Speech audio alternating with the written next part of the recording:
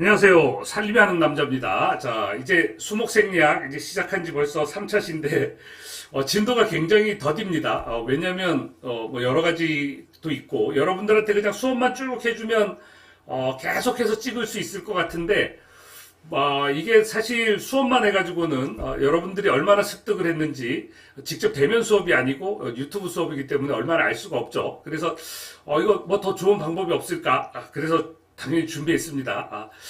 필기하는 시간보다 훨씬 더 걸리는 것 같아요. 해설 수업하고 동영상 찍는 게 낯설고요. 저한테도 뭐 물론 낯섭니다. 뭐 여러 가지 준비하느라고 이제 복잡하기도 하고. 자, 그래서 지난번에 수업했던 거 간략하게 살펴보면 자, 이제 목차 먼저 봐야 되죠. 우리 수목의 구조 일단 봤고요. 지금 이제 보고 있는 것도 수목의 구조인데 오늘은 주로 잎에 대해서 다룬다. 그래서 목차도 한번 이렇게 쭉 눈으로 보고 지난번에 다뤘던 게 뭐냐면 수목의 세포 중에 세포는 가장 작은 구성단위인데 주로 수목은 유세포, 살아있는 부분에는 유세포가 많다. 죽은 세포가 많지만 자, 그리고 일단 그 수목의 기본 구조에서 영양 구조, 영양 조직들이 잎, 줄기, 뿌리, 그 다음에 생식 조직이 꽃, 종자, 열매 이렇게 해서 6개의 기관으로 이제 구성이 돼 있고요. 여기 이제 이 6개의 기관을 구성하는 조직들, 살아있는 거는 이제 후각 조직, 주로 영양 구조는, 그리고 이제 생식 구조는 이제 영양 구조 주로 살아있는 건데 생식 구조는 영양 구조를 보호하기 위한 이제 후각 조직을 보호하기 위한 후벽 조직으로 이제 바깥이 싸고 있죠. 후벽 조직은 죽어 있는 것이 많다. 자, 후각은 살아있는 거, 후벽은 죽어 있는 거. 자, 이 정도 구분하면 전 시간 얼추 이렇게 생각하시면 괜찮고요. 자, 이제 문제를 보기 전에 우리 다음 수업을 진행하기 전에 한번 요 문제를 살펴보자고요. 자, 식물의 잎은 주로 뭐로 구성이 되어 있다. 이제 잎으로 이제 들어갔어요. 자, 잎에는 여기 후각 조직, 후벽 조직 또는 후벽 세포, 후각 세포 이렇게 불러도 둘 다 맞는 말이에요. 그리고 이제 주로 이제 무얼로 구성이 되어 있다. 가장 많은 게 뭐다? 물론 양쪽 다 답이 되는 것도 있겠지만 이런 문제를 풀을 때는 우리가 그 이경준 박사님 책 기준으로 해서 풀어야 되겠죠.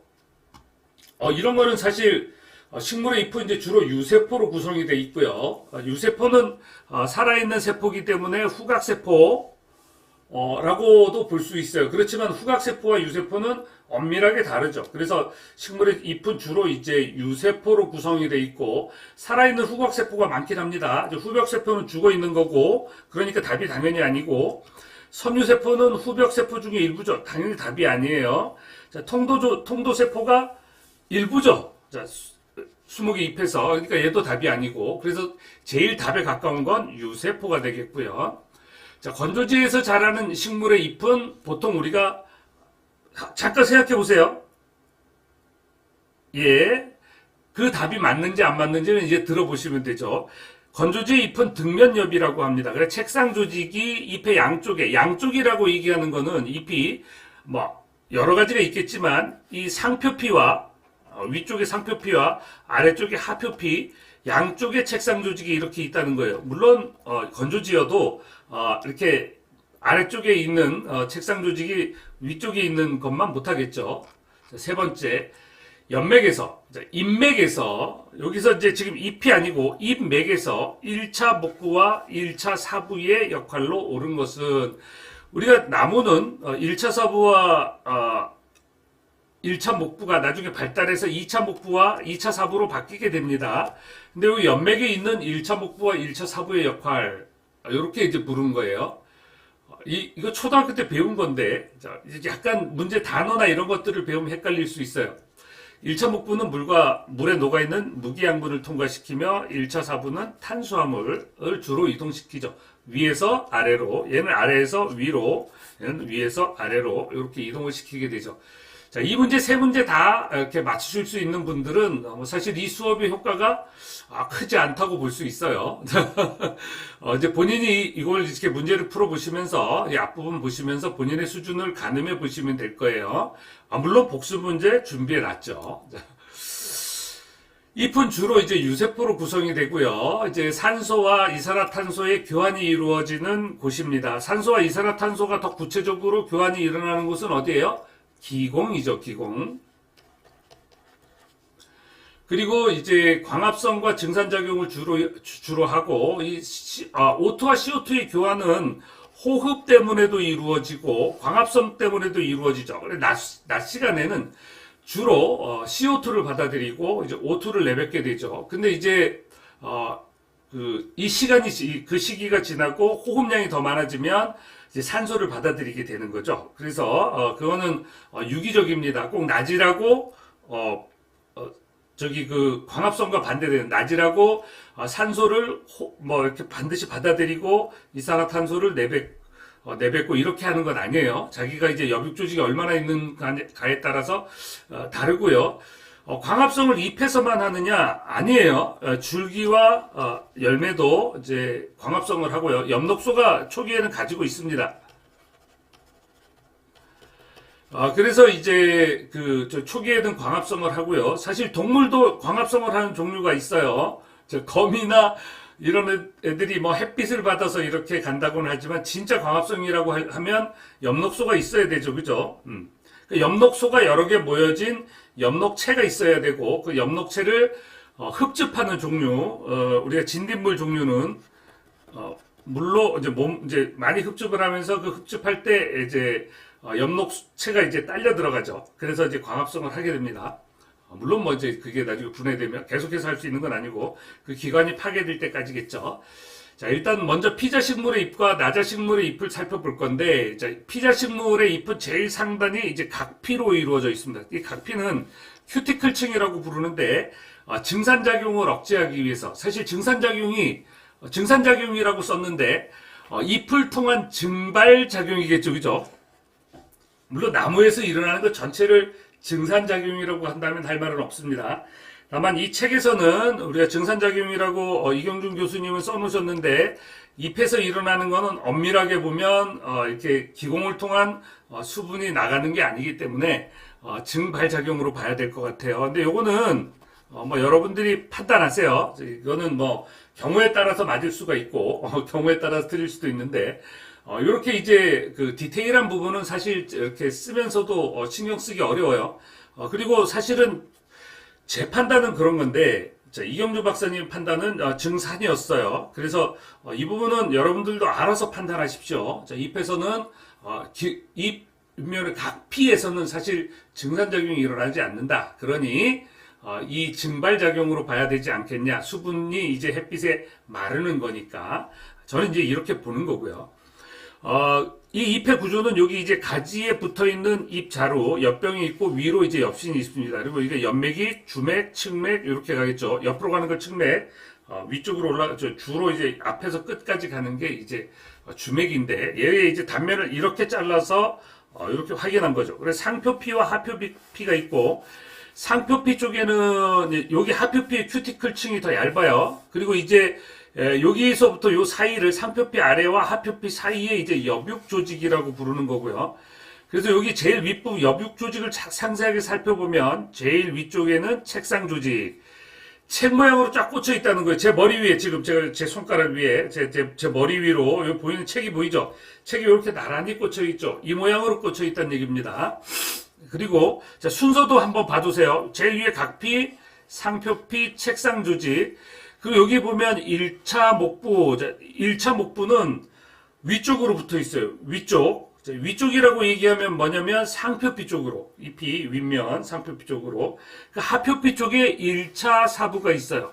1차 사부가 있고, 그리고 나서 이제 해면 조직, 물컹물컹한 이제 이렇게 짜면 물이 나올 듯이 단단하지 않은 조직, 이렇게 보면 될 거고요. 그 단단하지 않은 조직들이 있음으로 해서 이산화탄소의 확산이 용이해서 이 기공으로 들어온 이산화탄소, 제가 지금 기공을 표시를 안 해놨는데 기공 이렇게 해서 세부적으로 그리면 되겠죠. 이 기공의 위치 요만큼 끊을까요? 자, 그렇게 해서 이리로 들어간 이산화탄소가 확산돼서 세포 안으로 들어가기 좋게 결국은 어디로 가야 돼요? 확산돼서 책상 조직까지 이동을 해야 광합성을 하겠죠. 자, 위에서부터 봐두세요. 각피, 상표피, 책상 조직, 1차 목부 아래 1차 사부 해면 조직 하표피. 이제 단면을 조금 더 잘라보면 다르겠지만 요 사이에 그 옆육 조직에는 엽록소가 많다. 근데 엽록소가 많은데 어느 쪽이 많냐면 책상 조직이 엽록소가 많다. 자, 밑으로 내려가면 햇빛을 투과를 다 못하겠죠, 그죠? 그리고 위에서 다 받아 썼기 때문에 밑에는 엽록소의 농도가 높을 필요가 없어요. 자, 그렇게 해서 위쪽에 책상 조직에 엽록소가 더 많다는 거. 그 중생식물의 잎은 양면엽이라고 해요. 중성식물의 잎은 양면엽, 잎의 단면을 지금 위에 자른 거고요. 자, 앞뒤가 구별되는, 위와 아래가 구분되는, 이 책에는 분명히 앞뒤가 구분된다 이렇게 써놨는데, 자, 위와 아래가 구분되는, 이런 거 다 따지고 보면 머리 아픈가요? 괜찮습니다. 자, 머리 아프다고 해주셔도 돼요. 댓글 환영합니다. 관심 가져주시고. 자, 건조지 생육하는 유칼리 같은 경우는, 어디 있는 거예요? 오스트레일리아. 오스트리아는 유럽에, 오스트레일리아는, 호주예요. 당연히 아시겠지만, 자, 유칼리가 이제 호주 쪽에 있는 건데, 호주 내부는 해안가를 제외하고는 거의 사막 지역이에요.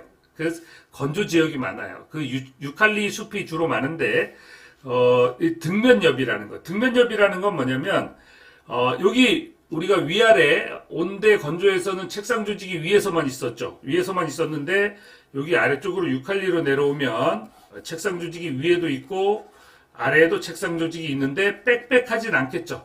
약간, 위에보다. 그래서 이렇게, 유칼리 같은 경우는 등면엽이라고 부르고, 건조지에 생육하는 거다. 기억해 두세요. 등면엽, 건조지. 그리고 책상 조직이 위와 아래에 모두 있다. 이런 것들은 특이하니까 시험에 나오기 쉽죠.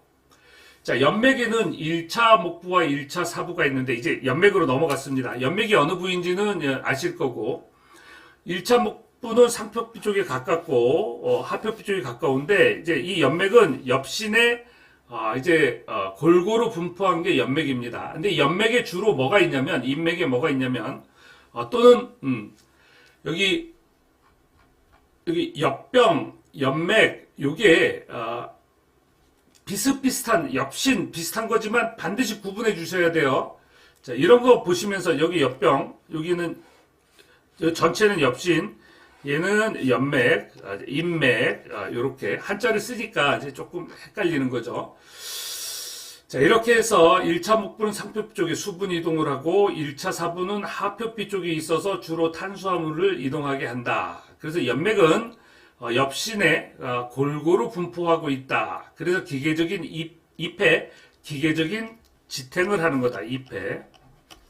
자, 여기 연맥이 엽신에 골고루 분포하고 있죠. 그죠? 예. 엽신도 굵기가 끝으로 갈수록 가늘어요. 똑같은 게 아니고. 근데 이제 위에 이제 저렇게 이제 돼 있는 것들이 있고 이제 보통 이제 이런 걸 이제 망상맥 이렇게 부르는데 평행맥인 층층나무, 팽나무, 뭐 산딸나무 이런 종류들도 있다는 거. 그 평행맥은 시험에 나오기가 쉽겠죠. 잎 모양이 약간 다르니까. 잎맥의 모양이 약간 다르니까. 물 좀 잠깐 마시겠습니다. 감기 뒤끝이라 어제 하루 감기 몸살 걸려갖고 애먹었는데 감기 뒤끝이라 코도 맹맹하고 그러네요. 자, 나자식물의 잎은 대부분 이제 피자식물의 잎을 여태껏 살펴봤고요. 나자식물의 잎은 대부분 상록입니다. 우리 피자식물에서 여태껏 시험 문제나 이런 것들이 많이 출제됐어요.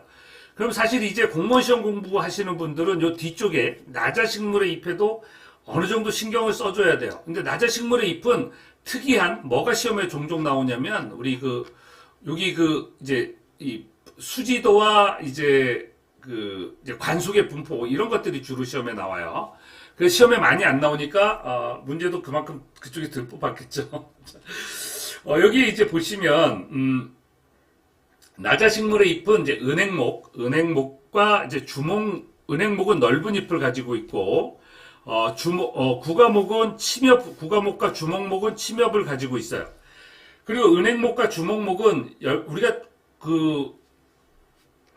얘만 솔방울을 가지고 있기 때문에 구가목이라고 부른 거죠. 얘는 바깥에 안에 단단한 혁질의 종피 안에 종자가 안에 들어있고 이 바깥에 과육이 싸고 있어요. 침엽수지만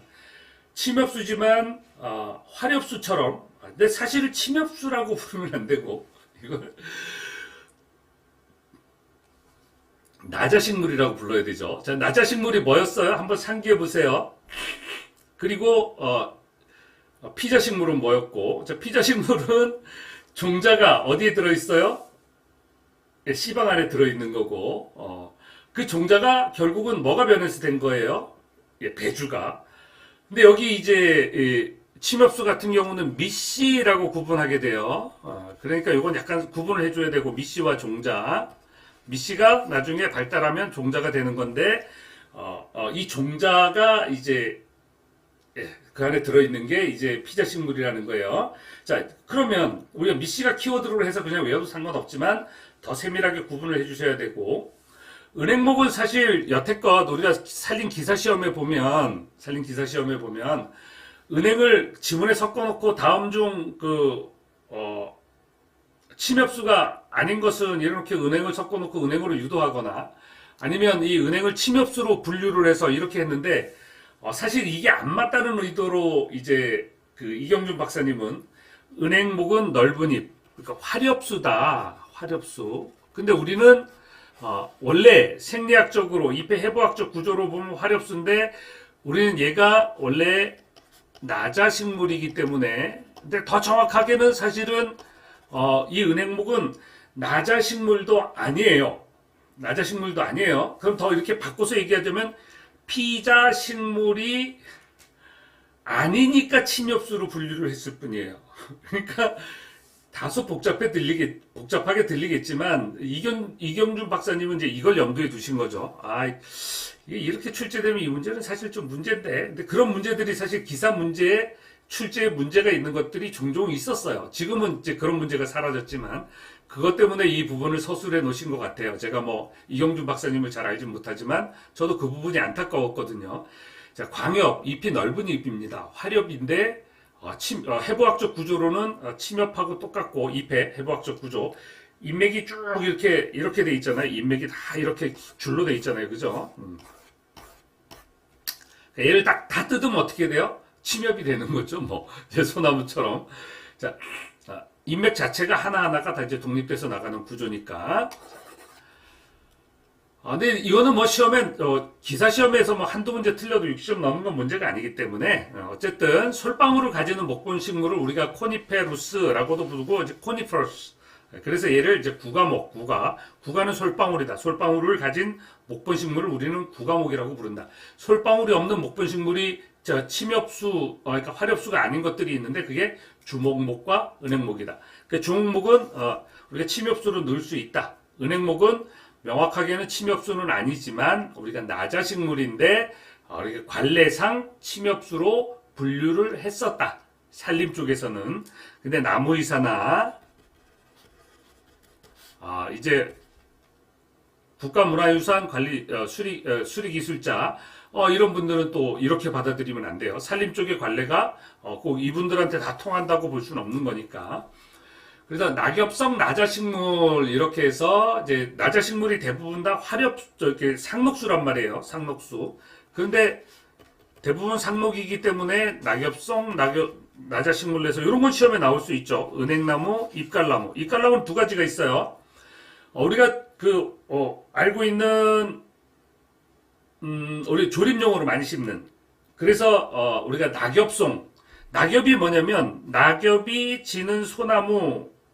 잎이 가을에 지는 나무. 낙엽, 잎갈. 같은 말이죠. 그죠? 그래서 잎갈나무. 옛날에도 그랬죠. 대부분 침엽수들이 다 상록수인데 왜 얘만 잎이 떨어져 가을에. 그래서 잎갈나무라고 붙여놨고 이게 재래종이라고 보시면 되고. 근데 사실 뭐 재래종이라고 해서 뭐 다르거나 이렇진 않아요. 우리가 이제 식재하는 그런 거는 대부분 일본에서 들어온 잎갈나무예요. 그래서 학명이 다르죠. 그래서 라릭스, 캠프페리로 분류를 해요. 더 궁금하신 부분은 뭐 산림기사 수업 들으시면서 구분하시면 되고요. 나구송, 메타세카이아 이런 것들은 다 낙엽이 지는 겁니다. 다만 메타세카이아는 건조지에서도 클 수 있고, 정확하게 얘기하면 나구송하고 비교해서 나구송은 물가에서 클 수 있어요. 그 호흡근도 가지고 있어요. 호흡근이라는 뿌리가 이렇게 땅속으로 이렇게 해서 내미는 뿌리를 말해요. 그래서 나구송하고 메타세카이아는 다르다는 거. 그래서 우리가 이 나무를 심을 때 메타세카이아를 나구송을 심어야 될 때다 심는 경우가 가끔 있어서, 그런 부분들은 우리가 진단할 때 나구송인지 메타세카이아인지 정확하게 구분을 해야 이 나무가 왜 시들시들하지? 물가에서? 물은 많은데 왜 시들시들하지? 뿌리가 호흡을 못해서. 메타세카이아. 나구송은 그럴 일이 별로 없다는 거. 자, 엽육 조직이 이제 분화된 것이 이제 책상 조직과 해면 조직으로 이렇게 분화가 되는데, 이제 은행, 주목, 전나무, 미송 이런 조직은 엽육 조직의 분화가 일어나 있다. 자, 전나무, 미송까지예요. 은행, 주목, 전나무, 미송. 다음 중 엽육 조직의 분화가 일어나지 않은 나무들은 이러면 요 네 개가 제공이 되고 나머지 하나가 다른 뭐 소나무 이렇게 나오면 안 되겠죠. 자, 은행, 주목, 전나무, 미송. 미송은 소나무류긴 하지만 엽육 조직이 분화돼 있다. 책에 이렇게 딱 제시된 거는요, 그냥 이게 정답이에요. 묻지도 따지지도 마세요. 저기 이 객관식 문제가 이렇게 출제가 되면 수목생리학이 이 책보다 더 좋은 책이 없기 때문에 이 책에서 나온 게 무조건 답이에요. 아시겠죠? 자, 엽육 조직의 분화가 이런 건 4개다. 은행, 주목, 전나무, 미송. 자, 엽육 조직은 책상 조직과 해변 조직으로 이제 이렇게 다 나눠져야 그런 거고. 자, 표피 조직, 이제 소나무류의 표피 조직은 두꺼운 세포벽을 가지고 있다. 그래서 증산작용을 억제한다. 세포벽은 식물세포의 특징이에요. 풀도 가지고 있어요. 근데 세포벽을 가지고 있는 동물 종류도 있어요. 없다고요? 있어요. 우리가 세균이라고 부르고 박테리아라고 부르는 종류에는 구조는 다르지만 세포벽을 가지고 있어요. 두껍지 않고 얇습니다. 표피, 하피 이런 것들을 다 이제 가지고 있어서 이제 두꺼운 표피, 하피가 다 두꺼운 세포벽으로 구성이 돼 있어서 증산작용을 억제한다. 이런 표시는 표피에서 하피 다 이걸 가지고 있어서 이게 두꺼운 세포벽을 가지고 있는데, 이제 수지도 여기 보시면 수지도가 어떻게 분포하고 있어요. 옆으로 이렇게 돌아가면서 분포하고 있죠. 동글동글동글동글. 이게 수지도고요. 송진이 나오는 곳이에요. 저 송진이 나오는 곳. 자, 근데 잣나무류는 어때요? 수지도가 뜨문뜨문 있죠. 바깥에 붙었고 얘는 안쪽으로 붙었어요. 얘는 그래서 중위, 얘는 외위. 소나무류 약간 다릅니다. 소나무 해송을 구분하기도 해요. 그런데 자, 수지도가 일단 먼저 차이가 있고요. 그다음에 여기서 이제 집중해서 볼 것은 유관속이 여기 위에 목부, 아래쪽에 사부, 위에 목부, 아래쪽에 사부가 2개 있는 게 소나무류. 2개 기억하세요. 2개. 잣나무류는 유관속이 하나다. 그래, 유관속이 많으면 더 단단하니까 보통 잣나무보다 소나무류의 목재도 소나무가 단단하고 솔잎도 소나무가 더 단단하다. 그래서 기공, 물론 여기도 기공이 있습니다. 근데 기공 따로 그려드리겠지만 여기 잣나무류에는 하나, 둘, 세 개 정도 이렇게 있고 여기도 이제 중간중간 이렇게 열려 있겠죠. 요건 이제 이렇게 그리면 되고 위에가 목부, 아래쪽이 사부예요. 그래서 이 잣나무류는 대체로 삼각형 모양으로 생겼고 이 뒷면은 기공조선이 있고 기공이 줄로 선을 이루고 있다. 기공조선. 그래서 잣나무들은 약간 희끄무레하게 이제 멀리서 보면 이렇게 보이게 되는 거죠.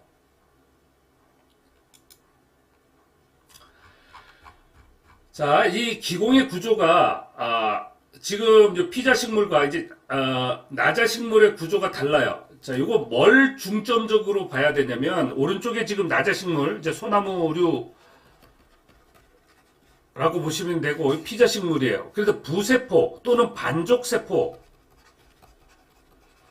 라고 부르는 것이 안쪽에 있고 공변세포가 바깥쪽. 그러니까 기공이 이렇게 열려 있다면 공변세포가 안쪽에 있는 게 피자식물이에요. 일반적인 잣나무나 이런 이제 나자식물은 요렇게 생겼다는 거예요. 그래서 공변세포가 안쪽에 있다. 그러니까 이 구조가 시험에 자주 나와요. 왜 공변세포가 안쪽에 있고 부세포가 이게 바깥쪽에 있는 이런 구조가 되면, 그리고 나서 이렇게 통과가 되는 거죠. 수분의 증발을 더 많이 막아줄 수가 있어요. 그래서 얘는 건조에 견디는 구조가, 이 소나무리 잎에서는 이게 공변세포가 안쪽에 들어가 있어서 건조에 더 견디기가 쉽고, 이 안쪽에는 그래도 왁스층까지 발달이 돼 있어서, 수지에서 분비된 왁스층까지 발달이 돼 있어서 더 증산을 억제하는 그런 효과를 가지고 있습니다. 왁스층은 표피에도 있지만 안에도 있어요. 기공 안쪽에도. 그래서 이제 증산작용을 억제하는 효과가 있다. 자, 그럼 증산에 견디는, 우리가 건조에 견디는 구조가 두 개가 있는 거예요. 왁스층이 두껍다. 그리고 이게 건조에 견디기 위해서 기공에서 공변세포가 안쪽에 들어가 있다. 그리고 이 전체적으로 기공의 이 핵심 세포인 공변세포는 4개가 있죠. 자, 공변 하나당 2개씩 있어요. 이게 옆으로 그리면 이렇게 해서 여기 잔뜩 주입이 되면 이렇게 구멍이 만들어지고, 팽팽하게 이제 풍선이 불 때처럼 우리가 동그란 풍선들이 불면 동그래지잖아요. 그래 팽창할 때 구멍이 만들어지고, 이제 팽창에 안 하고 수축, 여기에 들어가는 게 주로 뭐예요? 칼륨이죠. K 플러스 이온이 크기 때문에. 칼륨 이온이 칼륨 펌프로 잔뜩 주입이 되면 기공이 만들어지고, 그러니까 결국은 이제 열리게 되고, 기공이 만들어지면 구멍이 만들어져서 열리게 되고, 그러면 이제 안에 있는 우리가 이제 뭐 산소를 내보내거나 이제 이런 구조가 되겠죠. 그래서 기공이 열리는 거, 이 구조하고 같이 기억해 두시면 되고요. 공변세포의 세포벽은 안쪽과 바깥쪽의 두께가 다르다. 이쪽이 안쪽일 거고, 이쪽이 바깥쪽일 거예요. 바깥이 얇아야 이렇게 움직이겠죠, 그죠? 두껍고 딱 당기면 두꺼운 걸로 이렇게 당겨놓고 얇은 쪽이 팽창하기 쉽겠죠. 당연히 뭐 어느 쪽이 얇은지는 여러분들이 쉽게 판단하실 수 있을 거예요. 안쪽과 바깥쪽의 두께가 틀리고, CO2는 흡수하고 O2와 H2O는 방출을 합니다. 이 H2O 방출하는 게 뭐냐면 증산작용이라고 불리고, 자, 잎의 뒷면에서 주로 이제 이것이 일어나죠. 대부분의 기공은 하표피에만 존재한다. 대부분의 피자식물에서. 아까 잣나무의 잎은 보셨지만, 잣나무의 잎은 여기 그 기공의 분포가 앞 페이지에서 보셨으니까 다시 한번 잠깐 가서 보고 올까요? 자, 위아래로 위에도 이렇게 분포가 되고 있었죠, 그죠? 근데 위에 분포돼도 괜찮은 이유가 뭐였냐면, 이제 기공 와서 살펴보니까 여기 레진도 있고 왁스층도 있고 공변세포가 안쪽에 있는 이런 구조여서 위쪽에도 있을 수 있다. 상표피에도. 그죠? 그러니까 잣나무에서 이미 본 게 이렇게 서술이 된 거예요. 포플러는 양면에 존재해요. 그렇지만 이 뒷면이 앞면보다 많아요. 근데 포플러가 어떤 종류예요? 증산에 되게 강한 종류고, 이파리가 조금 얇죠. 빨리 자라는 종류예요. 물이 많은 곳에서 자라니까 어느 정도 이렇게 이 기공이 상표피에 일부 있어도 어느 정도 버틸 수 있는 구조예요. 물을 많이 받아서, 물가에서 크니까. 그래서 물이 없는 곳에 심으면 어떻게 돼요?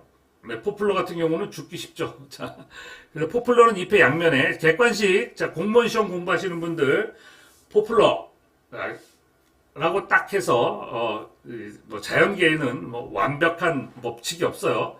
이제 항상 변이가 있게 마련이니까 이제 그 부분은 약간 신경을 쓰셔야 되고, 자, 어찌 됐건, 자, 잎의 뒷면이 그래도 앞면보다 기공이 더 많다는 거. 그 양버들은 뒷면 1제곱밀리미터당 200개, 앞면에는 60개가 있대요. 그러면 3분의 1 정도가 분포한 거예요. 양버들이 이제 포플러죠. 우리가 알고 있는. 근데 뭐 종류가 약간 달라요. 이제 산림에서는 다 구분해 주셔야 돼요. 자, 기공의 밀도 이렇게 나와 있는데, 자, 미국 북나무와 아카시나무는 기공 밀도가 굉장히 적죠. 기공이 그만큼 크니까 적은 거고, 은행나무나 세로티나 벚나무는 기공이 개수가 조금 많아요. 그래서 개수와 기공의 지름은 사실 약간 기공의 밀도가 높으면 기공의 지름이 커야 되고, 낮으면 기공의 밀도가 크면 기공이 좀 더 작아도 괜찮겠죠. 결국은 기공을 많이 만들 거냐 적게 만들 거냐는 누가 결정해요? 이 나무들의 유전자가 결정하는 거죠. 그럼 우리는 시험에 이걸 외워서 풀어야 되냐? 공무원 시험에서 나올 수 있어요. 공무원 시험에는 우리 일반적으로는 그냥 화렵수 쪽이 기공의 밀도가 높고 기공의 지름은 작다. 이렇게 기억하시면 될 거고, 시험에 나온다면, 네, 여러분들 시험에 나오기는 어려운 건데, 이제 대체로 이제 침엽수류들은 기공이 크고 기공의 밀도는 낮다. 이제 이렇게 기억하시면 크게 헷갈리지 않으실 겁니다. 자, 이제 문제를 풀어봤으니까 이제 확인 문제를 풀어야 되겠죠. 책상 조직은 잎에 위쪽, 아래쪽, 연맥 근처 어느 쪽에 많이 있어요. 그리고 이 책상 조직은 많은 미토콘드리아, 엽록체, 핵 어느 걸까요? 자, 살펴봅시다. 책상 조직은 잎의 위쪽에 존재하며, 잎의 위쪽에 존재하며, 근데 등면엽은 양쪽에 다 있었어요. 많은 미토콘드리아는 호흡에 쓰이는 조직이죠. 호흡에 쓰이는 조직이라기보다는 기관이에요. 우리 지난번에 구분했어요. 세, 조, 기, 세포, 조직, 기관. 그래서 엽록체가 맞고, 핵은 모든 세포에 있기는 하니까 세포 크기가 작으면 많이 분포하겠죠. 그렇지만 여기서 요구하는 답은 잎의 위쪽, 책상 조직은 잎의 위쪽, 그리고 엽록체가 많다. 광합성은 주로 책상 조직에서 한다. 이쯤 기억하시면 될 거고요. 건조지에서 자라는 식물은 책상 조직이 잎의 한쪽, 양쪽, 아래쪽에 어느 쪽? 양쪽이라고요. 수업 다 잘 들으신 거예요. 양쪽에 존재하며, 건조지에서 자라는 식물의 책상 조직은 잎의 양쪽에 존재하는데 이런 잎을 뭐라고 부르냐? 등면엽이라고 부른다. 자, 잎맥에는, 잎맥이 어느 부분인지 문제를 풀 때 생각을 하셔야 되죠. 여러분의 머리빠니까 여기는 엽맥. 상표피 쪽에 위쪽에 있는, 자, 아래쪽 위쪽, 앞면, 뒷면 이렇게 얘기하면 앞면이 상표피 이렇게 구분하시면 돼요. 책에 이미 그렇게 나왔기 때문에 출제가 되면 여러분들 알아서 풀어야 되고, 상표피 쪽에 수분을 이동시키는 것, 수분과 무기물 들어가도 똑같아요. 1차 목부. 하표피 쪽에는 탄수화물을 이동시키는 1차 사부. 자, 후각 조직은 살아있는 조직이긴 하지만 통도 조직하고는 상관이 없습니다. 이동시키는 조직하고는 상관이 없는 조직입니다. 연맥은 잎 내부의 기계적 지탱을 돕기 위해 뭐가 돼 있어요? 후각 조직, 책상 조직, 해면 조직. 자, 우리가 후각은 살아있다고 얘기했고 후면은 죽어있다고 얘기했는데 이게 어느 게 답일까요? 한번 생각해 보세요. 자, 그리고 쌍제엽의 잎은 주로 망상맥, 평행맥, 단일맥 이렇게 되어 있는데 주로 망상맥이죠. 망상맥이고, 기계적 지탱을 돕는 건 해면 조직은, 책상 조직은 딱딱하긴 하지만 기계적 지탱을 돕는 건 아니에요. 그러므로 후각 조직이 될 거고, 이 해면 조직은 말랑말랑하다가 그랬으니까 기계 조직이 되진 않아요. 그러니까 후각 조직이 되겠다. 이제 이 후각 조직은 연맥을 구성하는 조직이고, 후각은 살아있다. 후벽은 죽어있다. 죽은 조직이다. 반드시 구분해 주셔야 됩니다. 일반적으로 잎의 앞면은 뭐뭐뭐 때문에 이제 이거는 사실 한 문장은 아니에요. 근데 뭐뭐뭐 때문에 두 가지 이유가 있는데 그게 1번과 2번이에요. 뒷면보다 더 높은 더 짙은 녹색을 띈다. 짙은 녹색이라고 했으니까 엽록체의 양이 더 많겠죠, 잎에. 그런데 이 잎의 앞면에 이 잎의 앞면, 자, 윗면 똑같은 얘기죠. 이제 앞면 제가 위에 여기다 상표피라고 써도 되는데, 자, 윗면 상표피 다양한 형태의 이거에 익숙해져야 되니까 짙은 녹색을 띠는 이 엽록체가 대부분 어디 있어요? 책상 조직이 있기 때문에. 그러니까 사실 책상 조직 때문에 이렇게 써도 되고 엽록체의 양 때문에 이렇게 써도 돼요. 그래서 엽록체의 양, 책상 조직 때문에 엽록체가 많은 책상 조직 때문에 뒷면보다 더 짙은 녹색을 띈다. 자, 문제풀이까지 이렇게 풀어봤는데 여러분들이 풀기 싫어도 이 수업을 듣고 있으면 저절로 알게 되겠죠. 이제 진도는 상당히 느린데 제가 할 수 있는 양까지 최선을 다해서 이제 좀 되도록 꼼꼼하게 살펴보려고 해요. 뭐 주제, 핵심 이런 것들로 간단하게 갈 수도 있겠지만 이 기록은 계속해서 남기 때문에 여러분들이 어떤 형태의 공부를 하더라도 나중에 이 동영상을 찾아보실 수 있겠죠. 자, 문제는 제가 따로 이렇게 모아가지고 이제 다른 다시 보실 수 있는 형태로 제공해 보도록 하겠습니다. 자, 수고하셨습니다.